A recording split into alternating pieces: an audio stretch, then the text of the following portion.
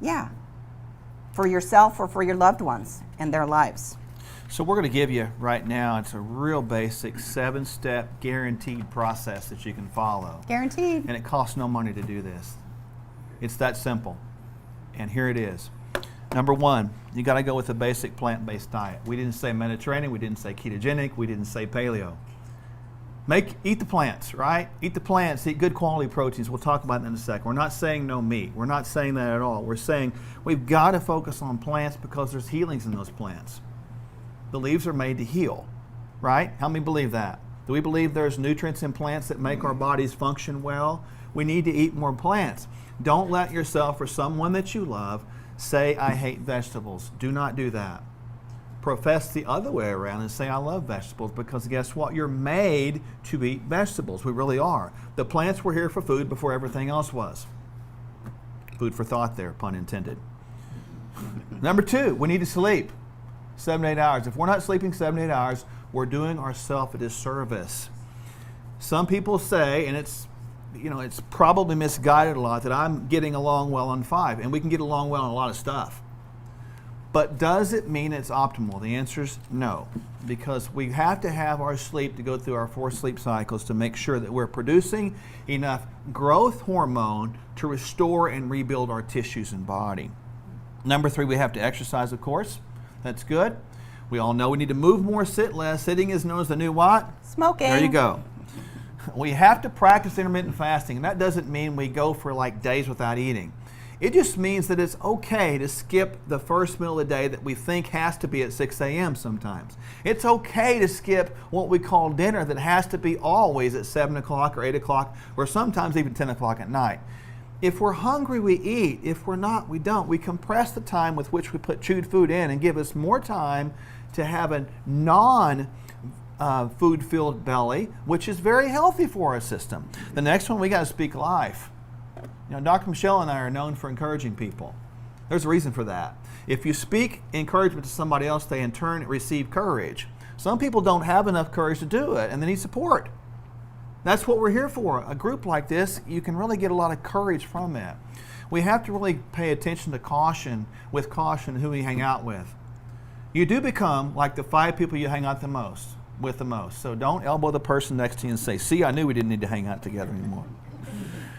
And finally, exhibit courage. We'll talk about more of that in a minute. But these 7 steps, I guarantee you, and we're going to go through these really brief, but they will absolutely provide benefits 100% of the time, guaranteed for everyone here and everyone watching online. So what are the anti-inflammatory foods? These are really important. It's hard to eat enough when you eat the right stuff. So you want to focus on quality proteins. Protein is what rebuilds your muscle. It's what regenerates connective tissue, ligaments, tendons, bones. It's what heals you after you do a big, long workout. So you want to get organic, grass-fed beef, free-range chickens, poultries, eggs, wild-caught fish. You want to make sure you focus on healthy oils. You want to get enough omega-3s, monounsaturated fatty acids, like your coconut oils, your avocado oils, your olive oils, your nuts, your seeds, and try to make your nuts with as little processing as possible. When you roast them and cook them and salt them, it denatures a lot of the oils and those polyunsaturated fatty acids. A lot of metabolic systems can't handle too many of them. So you have to be mindful about excessive amounts of oils, and you want to make sure that they come from healthy sources. Low glycemic fruits. All fruits are not created equal. Some of them have a higher sugar content than other. And if you're working to getting your body in a fat-burning range, too many high sugar fruits are just like eating candy bars. So that fruit sugar can create that insulin surge, and now your body is trying to store that and use that. And insulin is a fat-storing hormone. So when we're trying to get our system to burn fat, we have to be mindful of all of the sugars that we take in. So we're going to want to keep our fruits to like berries and oranges and apples, those things that have a low glycemic index. Focus on low glycemic, non-root, non-starchy veggies. All of your greens, Those are where the rich minerals are. Kale, Brussels sprouts, asparagus, spinach, broccoli. It takes more calories to burn them metabolically than there are calories in them. Most of us don't get enough vegetables in a day. Vegetables are where the minerals are. It's where we get the good nutrients that start to repair the system as well. So we've got to focus on good, low glycemic, non-root, non-starchy veggies. This is an anti-inflammatory plan. It doesn't cause disease, it remedies disease. These are the foods that the good Lord gave us. They're abundant, they're out there. We've got to start putting more of these in our bodies and getting rid of the boxed, the packaged, and the processed food, which our liver and kidneys are having a really difficult time with seeing them, recognizing them, using them, and then making usable energy. The system is really essentially toxic, so it's increasing that inflammatory load. So you can eat 500 calories of the standard American diet and still gain weight, because your body doesn't have the nutrients necessary, like we saw in the citric acid cycle, to actually make energy. So it's getting log jammed at one of those steps because we're nutrient deficient. So we've told you what to do. We would be remiss if we didn't mention what not to do. Here's what not to do. And these are like no, nevers. How many have these things in their life called non-negotiables? You need to really make this a non-negotiable on these type of things. They're just not, and again, not trying to upset anyone tonight, but the point being, unfortunately, things have changed. The foods that we grew up with are not the same foods we have today. And we have to grow up, mature up, and adult up, and realize that the truth, what we thought then was true, was not true at all. And it's just like people used to think the earth was flat too, and it's not. Okay? So, think about this. We got them listed there for you. Obviously, the last three listed there, less for the breads and grains, the yeast and corn and soy. I mean, I've talked to you about the glyphosate misstep with that. These foods are going to cause disease, no question. People think all the time, well, I'm going to have a cheat meal. I have to question that. It's not okay to cheat on your marriage. It's not okay to cheat on your finances. It's not okay to act like you came to work and didn't. That's cheating the job. Is it okay to cheat on your taxes? Some say, I don't know about that, maybe.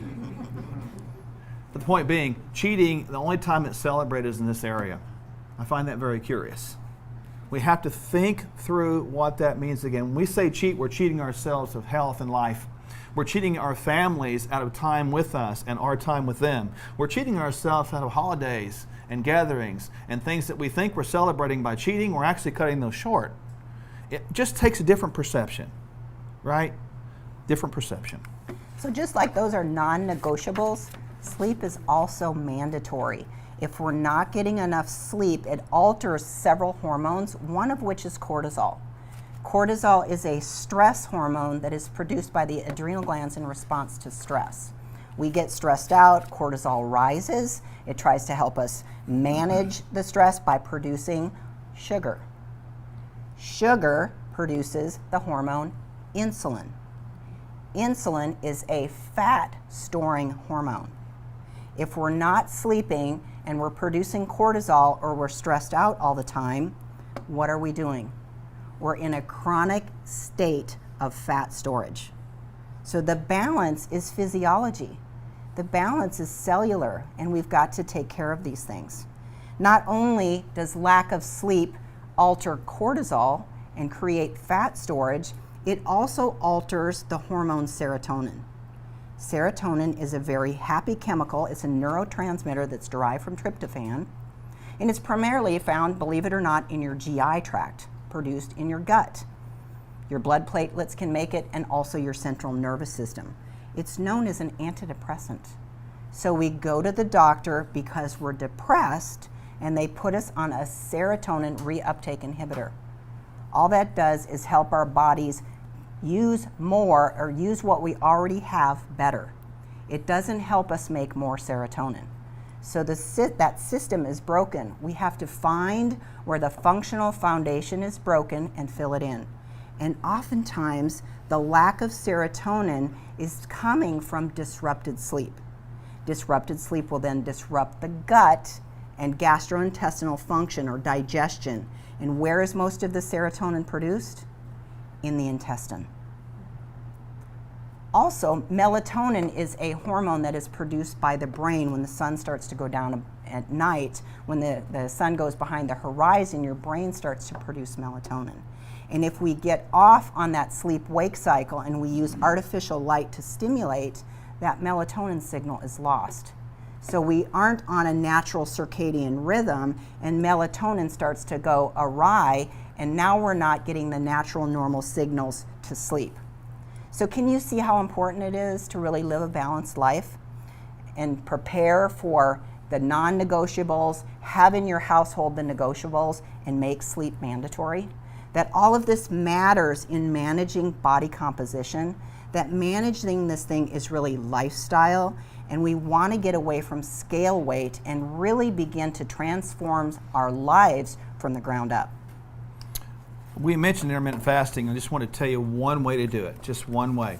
There's many ways, but this is one way, and it's a place to start. 12 to 18 hours of not eating food. Now, it's easy to do if you think about it like this. You would eat your last meal, say, for example, at 6 p.m. One evening, and wouldn't eat your next meal until noon the next day. That's 18 hours. Most of that time was spent sleeping, so that's probably the easiest way to do it. Some people start with about 12, some people go to 14, but please don't start this stuff if you have blood sugar issues or type 2 diabetes or metabolic syndrome or insulin resistance, anything like that, until you talk with your practitioner and get their guidance on this, because you can't have a blood sugar drop, which in normal circumstances it's okay, but in certain circumstances it might not be okay. So the goal is eventually, the gold standard would be to compress your eating on a daily basis to probably 6, 7, 8 hours, where your food is coming in that window all the time. That makes sense to everyone? Good. So really less is actually more unless you're an elite athlete and need more. Next bullet point is really exercise. We need to exercise regularly. In this nation, sitting has become the new smoking. And even though we go to exercise, we are still very sedentary people. People ask, well, why exercise? If we're not optimizing our cardiac condition or exercising our heart, pushing our heart, how's it going to stay strong? 80 years, 90 years, how's that pump going to have muscle if we're not taking care of it? How are our bones going to stay strong if we're not putting resistance up against our bones? What deposits minerals in the bones is the tug and the pull of the tendons on the bones where they attach, and that resistance on those tendons that say, hey, I need some calcium, magnesium, I need some help here. So we've got to do resistance exercise a couple, 2-3 days a week, and we've got to get cardiovascular exercise in there. The American Heart Association still sits on that 150 minutes of cardiovascular activity a week. Now, how many of you actually measure the number of minutes that you exercise a week and get that full 150 minutes in there? A couple, 2 or 3 of you. Yeah. Yeah, congratulations. Thank you. Yeah. Just like, we may think that we're actually getting that in, just like basal metabolic rate. How many people know what their basal metabolic rate is? If you don't know what your engine needs, what your basal metabolic rate is, and we're just eating, how are we ever going to get this body composition under control? So we've got to know what basal metabolic rate is, we need to know what the composition is, and we need to exercise the muscle tissue and feed it right to keep it on for the long haul, right? We need to maintain that composition by mindfulness as the years go by. Because as time changes, if you are a day or two over 40 or a day or two over 50, you know that hormones change. You know that ability changes, and we can't all go out and run a marathon anymore. But in order to keep that system strong, we've got to exercise the pump. And we've got to keep the minerals in the bones and keep those bones strong with resistance exercise. And resistance exercise is also what tears the muscles down, and the muscles are then rebuilt with proteins to make them stronger. And we're designed as we age to go back and see our maker, and we're designed to lose that lean mass unless we mindfully stay on top of that with a body composition and keep our lean mass today the same as it is tomorrow and the same as it is at age 80. That's why measuring body composition is so different than scale weight. Scale weight is just a number, but composition tells you the whole story. And then the numbers help us help you put a precision, personalized nutritional plan together. Because now we have the numbers, lean mass, fat mass, basal metabolic rate, what this system needs to help you put those macronutrients in place in the percentages that your body needs without doing genetic testing. So just a couple of cleanup points that we talk about. Speaking life.